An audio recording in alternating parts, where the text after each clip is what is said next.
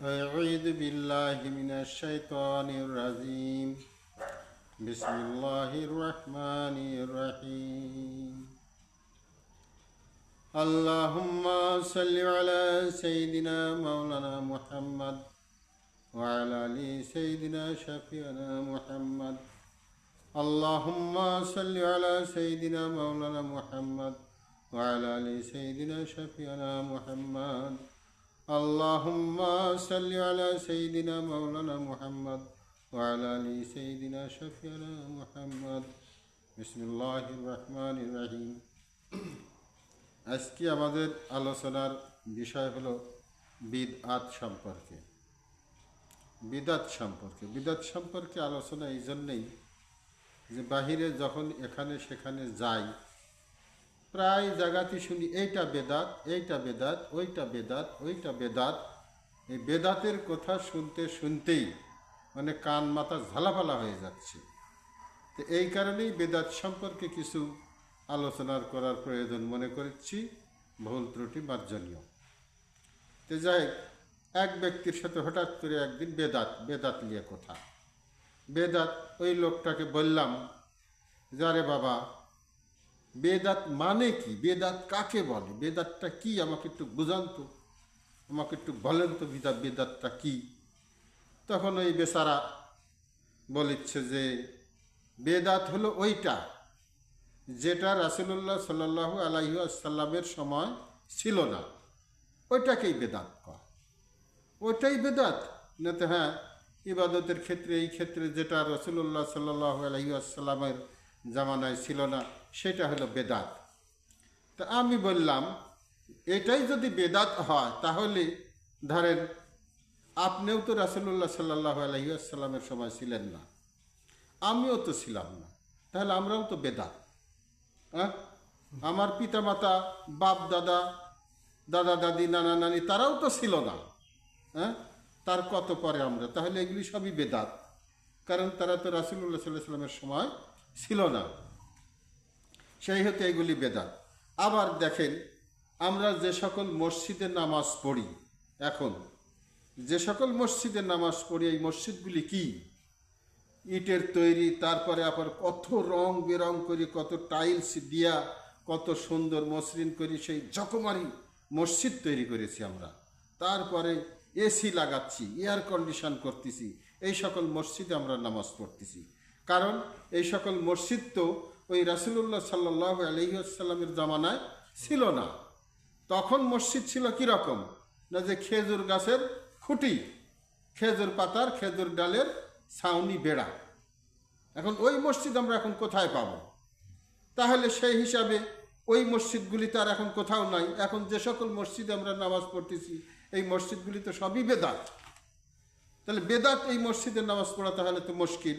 হ্যাঁ, তাহলে এখন বেদাত ছাড়া কি পাই? এখন দেখা যাচ্ছে কি যে এইটা বেদাত বলিচ্ছেন, তাহলে মসজিদগুলি বেদাত। তারপরে আমরা যখন ধরেন যে ওই হাদিস কুরআনের দিকে যাই, কুরআন হাদিসের দিকে যখন আমরা লক্ষ্য করি, তখন দেখা যাচ্ছে রাসূলুল্লাহ সাল্লাল্লাহু আলাইহি ওয়াসাল্লামের জামানায় এবং সাহাবীদের জামানায়, এবং সাহাবীদের কাছ থেকে শিক্ষা করছে তাবেইনদের সময়ও বুখারী শরীফ হাদিস ছিল না। বুখারী শরীফ হাদিস তো ছিল না তখন। হ্যাঁ, বুখারী শরীফ হাদিস হযরত ইমাম মোহাম্মদ ইসমাইল বুখারী রাহমাতুল্লাহ আলাইহি সংরক্ষণ করেন। কারণ রাসূলুল্লাহ সাল্লাল্লাহু আলাইহি ওয়াসাল্লামের জামানায়, ইমামদের জামানায়, সাহাবীদের জামানায় ইমাম বুখারীর তো জন্মই হয় নাই। হ্যাঁ, তিনি হাদিস সংরক্ষণ করি, হাদিস একত্রিত করি, তার যাচাই করি, বুখারী শরীফ হাদিস সংরক্ষণ করি যান। তাহলে বুখারী শরীফ হাদিসটাও তো হযরত রাসূলুল্লাহ সাল্লাল্লাহু আলাইহি ওয়াসাল্লামের জামানায় ছিল না। তাহলে এটাও বেদাত। তাহলে আমরা মানব কি? কুরআনের তাফসির যতগুলি আছে, এই তাফসিরগুলি তো রাসূলুল্লাহ সাল্লাল্লাহু আলাইহি ওয়াসাল্লামের জামানায়, যেমন তাফসিরে তাফহিমুল কুরআন, তাফসিরে মাআরিফুল, তাফসিরে ইবনে কাসির, এরকম অনেক তাফসির আছে। এই সকল তাফসিরগুলি তো ওই সময় ছিল না। ফতুয়ায় আলমগিরি যেটি আমরা এখন মানি, ফতুয়ায় আলমগিরি ফতুয়া, এরকম বহু ফতুয়ার কিতাব আছে, এগুলি তো ওই সময় ছিল না রাসূলুল্লাহ সাল্লাল্লাহু আলাইহি ওয়াসাল্লামের জামানায়। তাহলে এইগুলি কি? এগুলি তো সবই বেদাত। হ্যাঁ, নামাজের আমরা এখন আজান দিচ্ছি, আজান দিতাম মুখে আজান দিতাম, এখন তার মুখে আজান দিই না, এখন তো আজান দিই আমরা মাইকের দ্বারা। মাইকের দ্বারা আজান দিচ্ছি না, মাইকের দ্বারা আজান দিচ্ছি। তাহলে মাইকেও তো আজান দেওয়া বেদাত, কারণ এটা তো রাসূলুল্লাহ সাল্লাল্লাহু আলাইহি সাল্লামের জামানায় ছিল না। তো বেদাত ছাড়া কি? হ্যাঁ, তাহলে এখন আমরা বেদাত, এই যে কিতাবাদি তখন লেখা হচ্ছিল কিসে? কুরআন হাদিস কিসে লেখা হচ্ছিল? রাসূলুল্লাহ সাল্লাল্লাহু আলাইহি ওয়াসাল্লামের জামানায় কুরআন লিপিবদ্ধ করা হয়েছে চামড়ার উপরে, গাছের ছালের উপরে, পাতার উপরে, পাথরের উপরে। হ্যাঁ, পরবর্তীতে ওই গেছে, তারপরে কত যুগ পরে আমরা এখন কুরআন শরীফ কিভাবে কত সুন্দর করি, কত সুন্দর কাগজে মেশিনের দ্বারা কত সুন্দর করে নির্ভুলভাবে আমরা ছাপাই করেছি। তাহলে এটাও তো বেদাত, কারণ এই পদ্ধতি, এই সিস্টেম, এরকম কাগজ এইগুলো তো ওই সময় ছিল না। হ্যাঁ, তারপরে আমরা যখন হজ করতে গেছি আগে কিভাবে? না, তো আগে মানুষ হজ করতে গেছে কি? হ্যাঁ, পানির জাহাজে গেছে, নৌকাতে গেছে, পায়ে হাঁটি গেছে। হ্যাঁ, তারপরে এখন আমরা কোথায় যাচ্ছি, কিভাবে যাচ্ছি? এরোপ্লেন বা জাহাজ, বিমানে, বিমানে চড়ি, বাস ঘন্টার মধ্যেই চলে যাচ্ছি হজ করতে, ঘন্টার মধ্যেই ফিরে আসতেছি। তো এইগুলিও তো বেদাত। হ্যাঁ, তাহলে বেদাত ছাড়াটা আসে কি? খালি নামাজের ব্যাপারে আসি বেদাত, রোজার ব্যাপারে বেদাত, ওই খালি শবে বরাতের ব্যাপারে বেদাত। আরে শবে বরাতের কথা কিতাবাদিত্য বহু আগের থেকেই আসে। হ্যাঁ, শবে বরাতের কথা আছে, ওই লাইলাতুল আশুরার কথা আছে, তারপরে ঈদে মিলাদুন নবীর কথা আছে, তারপরে হচ্ছে ঈদুল আজহার কথা আছে, ঈদুল ফিতরের কথা আছে, শবে মেরাজের কথা আছে, বহু কিতাবাদিতে এগুলি লেখা পাওয়া যায়। তো এইগুলি আবার বেদাত হলো কবে? হ্যাঁ, যেইগুলি বহু শয়ে শয়ে বছর ধরে আসতেছে সেইগুলি বেদাত না।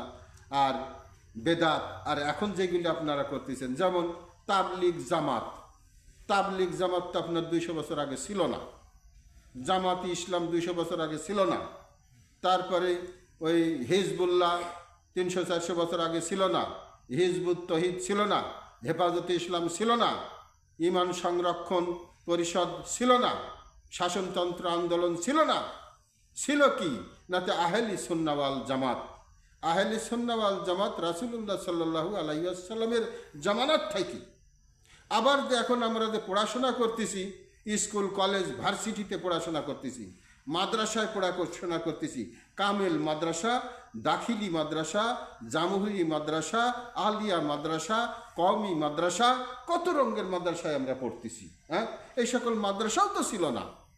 হ্যাঁ, তারপরে স্কুল কলেজ ভার্সিটি এই সকল কি ছিল? এই সকল ছিল না। তাহলে এগুলি তো সবই বেদাত। তাহলে এখন আমরা যাব কোথায়? কন্ত দেখি। হ্যাঁ, কোথায় যাই? বেদাত ছাড়া তো কিছু পাওয়া যাচ্ছে না। এখন কথা হচ্ছে যে আমার দেশে অনেক বহু মূর্খ আলেম বাহির হয়েছে, মানে 2-3 পাতা পড়াশোনা করি, একটু নামাজ শিক্ষা বই পড়ি, আরেকটা একটা বই পড়ি, ওই ইসলামের ইতিহাস, বেহেস্তি জেহর, ওই হচ্ছে কি জীবনের আগে মরণের পরে, এরকম মরণের আগে মরণের পরে ইত্যাদি, এরকম চটিবাটি 2-4খানা বই পুস্তক পড়ি, বিরাট ফতুয়াদাতা আলেম হয়েছি যে এটা নাই এটা আছে, এটা নাই এটা বেদাত, এটা বেদাত, এটা বেদাত। আরে বেকুব, বেদাত কাকে বলে জানতে হয়। হ্যাঁ, এই যে কথাগুলি বললাম, এরকম মসজিদ ছিল না, এরকম বর্তমানে যেগুলি আছে এরকম মাদ্রাসা ছিল না, এরকম আলিয়া মাদ্রাসা ছিল না, দাখিলি মাদ্রাসা ছিল না, ইফতেদায়ী ছিল না, কওমি ছিল না, স্কুল ছিল না, কলেজ ছিল না, ভার্সিটি ছিল না। এইগুলি কি?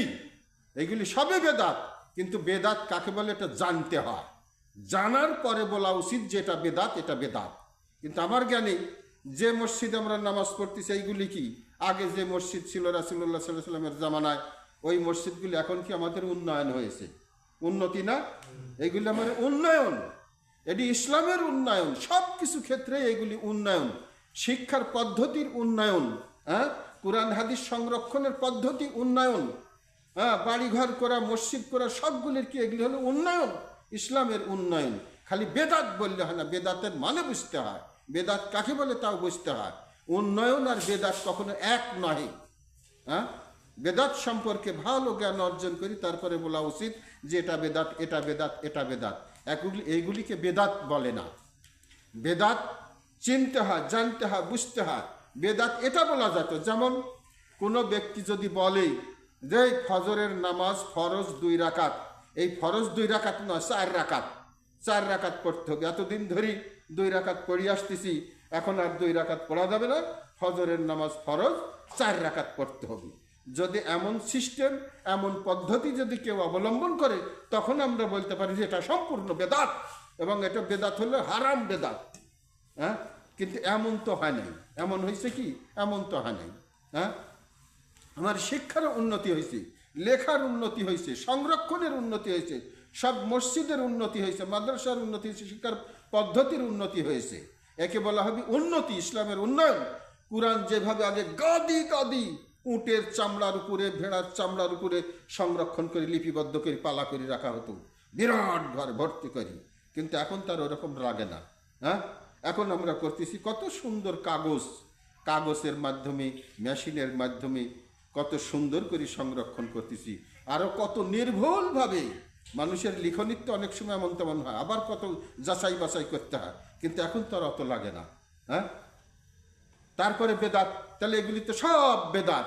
আমরা যে খানা খাচ্ছি তাও তো বেদাতের মধ্যে গণ্য হবে। হ্যাঁ, যেমন আগে তো এরকমভাবে মেশিনের দ্বারা, সেচ পদ্ধতিতে তো ফসল করা হয় নাই। হয়েছে কি, আমার বয়সেই আমরা দেখলাম যে হয়তো দেখা যায় তারও আগে, হয়তো 100 বছর 150 বছর আগে মানুষ সার দিয়ে কি আবাদ করছে? যে রাসায়নিক সার আমরা এখন ব্যবহার করি, এরকম সার ছিল কি? এরকম হয়তো 100 বছর আগে এসব সার ছিল না, 200 বছর আগে ছিল না। তখন আমরা কি গোবরের সার, এই সার এইগুলি সার হিসাবে ব্যবহার করতাম। হ্যাঁ, তাহলে এখন আমরা যে সকল রাসায়নিক সার ব্যবহার করতেছি, বিভিন্ন ধরনের সার ব্যবহার করতেছি, এগুলিও তো বেদাত। হ্যাঁ, এই বেদাতগুলি কি? এইগুলি হচ্ছে, বুঝতে হবে, একই বেদাত কনা, সব কিছুর হলো উন্নয়ন। আল্লাহ রাসূলের পক্ষ থেকে এগুলি সম্পূর্ণ উন্নয়ন, আল্লাহ মানুষকে দান করেছেন এগুলি। এই সকল পদ্ধতি আল্লাহ মানুষকে দান করেছে, তাই মানুষ সক্ষম হচ্ছে এগুলি অর্জন করতে। হ্যাঁ, এই কথা বুঝেন না? আল্লাহ তাআলা নিজে বলেছেন এই কথা যে 7 তবাক আসমান জমিন যদি খাতা করা হয়, আর গাছপালা বৃক্ষলতা সব যদি কলম করা হয়, আর জিন ইনসান ফেরেশতারা যদি কিয়ামত তক যদি আমার আয়াতের ব্যাখ্যা করতে বা আয়াতে লিখতে থাকি, তথাপি আমার আয়াতের ব্যাখ্যা শেষ হবে না। সাগর রূপ কালি ফুরায় যাবে, তথাপি আমার আয়াতের ব্যাখ্যা শেষ হবে না। এতে করে বুঝতে হয় যে কোরআন হাদিস কি জিনিস। হ্যাঁ, আর আমরা 2 পয়সার কারো কেউ বিদ্যা শিখেছি কি না, একটু কেলেম কালাম হয়েছে কি না, একটু আলিফ বা তা পড়া শিখেছি,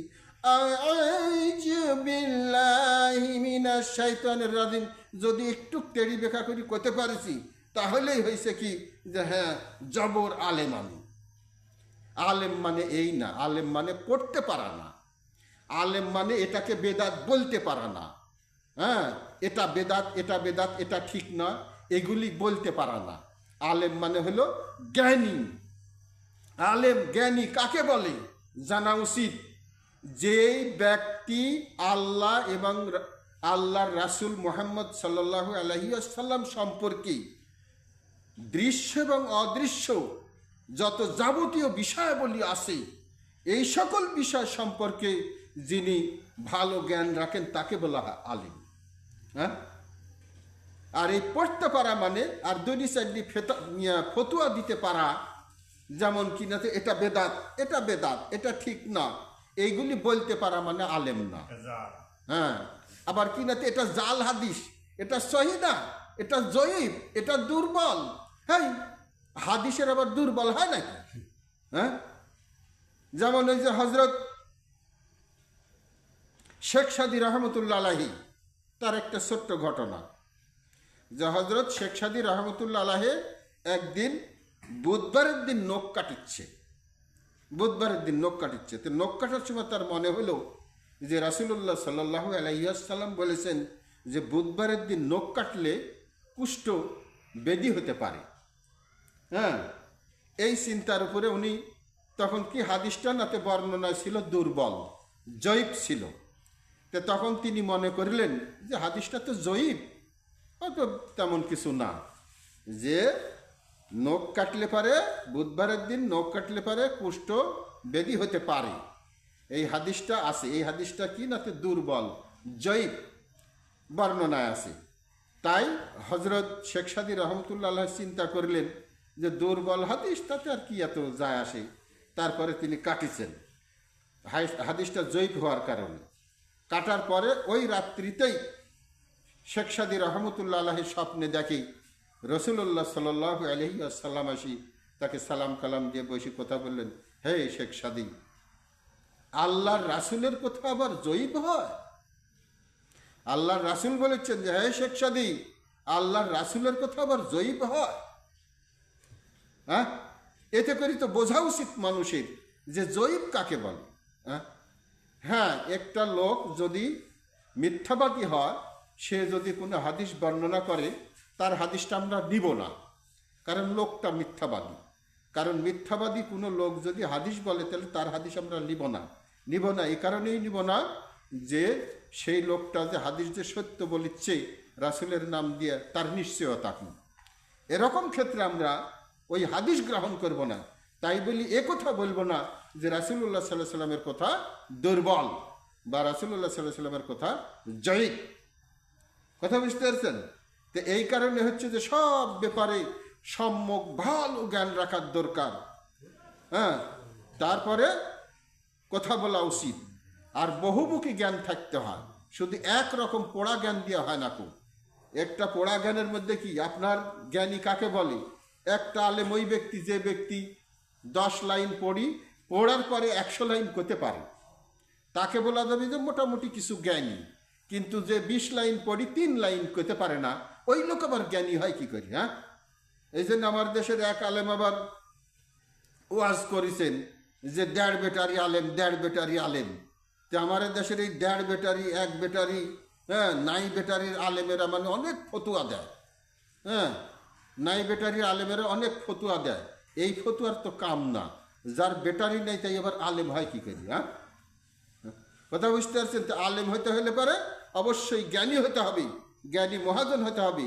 তারপরে মানুষকে বুঝায় কথা বলতে হবে, বুঝায় বলতে হবে।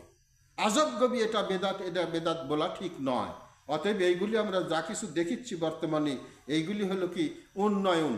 হ্যাঁ, যেমন আমাদের মসজিদ ছিল রাসূলুল্লাহ সাল্লাল্লাহু আলাইহি সাল্লামের জামানায়, খেজুর গাছের খুঁটি, খেজুরের পাতার ছাউনি, খেজুরের ডালের বেড়া।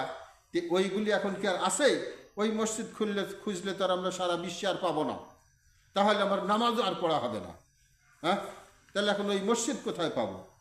কারণ ওই মসজিদ তো নাই, রাসূলুল্লাহ সাল্লাল্লাহু আলাইহি সাল্লামের জামানায় যেটা ছিল নাই। এখনকার মসজিদ কি আমরা মসজিদ ঘরে ঢুকলেই দেখতে পাচ্ছি টাইলস করা, তার কত রকমের সৌন্দর্য বৃদ্ধি করা আছে মসজিদের। তাহলে তো আমার এত নামাজ পড়ার তো জায়গা নাই। অতএব একাটুক হিসাব নিকাশ করি, চিন্তা ভাবনা করি, জ্ঞান করি, বেদাত বলা উচিত। সব কিছুকে সবসময় যাতা বলে বেদাত বলা ঠিক নয়। বেদাত সম্পর্কে অজস্র জ্ঞান অর্জন করার পরে একটা বিষয়কে বেদাত বলা উচিত। আজব গবি আন্দাজে খামখেয়ালি কোনো কিছুর বশীভূত হয়ে, খায়েশের বশীভূত হয়, রিপুর বশীভূত হয়, শয়তানের প্রতারণায় কখনোই কোনো ইবাদতকে বেদাত বলি ধ্বংস করা ঠিক নয়। কারণ এমনি ইবাদতের বিষয়গুলি মানুষের সমাজে প্রতিষ্ঠিত করা খুব কঠিন না? আর আমরা সব হাত পা ভাঙিয়ে দিচ্ছি। আজ কি একদল বলিচ্ছে কি যাই তোমার কি আসসালাতু মিফতাহুজ জান্নাহ। আমরা বহুকাল থেকে শুনে আসতেছি যে নামাজ বেহেশতের চাবি। এটি অর্ডিনারি অশিক্ষিত মুসলমানেরাও জানে যে নামাজ বেহেশতের চাবি। এখন এক ব্যক্তি ছোট্ট এক কিতাবে লেখি ছাড়ি দিছে যে নামাজ বেহেশতের চাবি, এটা হাদিস ঠিক না, এটা জাল হাদিস।